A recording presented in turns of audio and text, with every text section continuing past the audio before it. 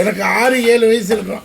இந்த 5 மிட்டாய் வாங்கி நான் நேராக போய் தேன் மிட்டாய், கடலை மிட்டாய், கமர்கட்டு, வேறு என்ன குச்சி மிட்டாய், ஐஸு, குச்சி ஐஸு, பால் ஐஸு அப்போ தான் வந்துச்சு. இதெல்லாம் வாங்கி சாப்பிடுவேன். உரலில் போய் இடிப்போம். சில சமயத்தில் இடிக்க முடியலன்னா அம்மியில் அரைச்சிடுவோம். ஏன்னா 5 பைசா கிடைக்குதுல்ல. அப்போ நான் வந்து வீட்டிலேருந்து காசு வராது. 1 ரூபா கூட கொடுக்க மாட்டாங்க. 1 ரூபாங்கிறது இன்றைக்கி 1 லட்ச ரூபா மாதிரி. அவர் எங்கள் மாமா நாகராஜன் ஒருத்தர் செத்துட்டார். அவர் வந்து திருத்தலமாக வந்து பார்த்து கொடுத்துட்டு போவார் வீட்டெல்லாம். அவர் தான் காசு கொடுப்பாரு.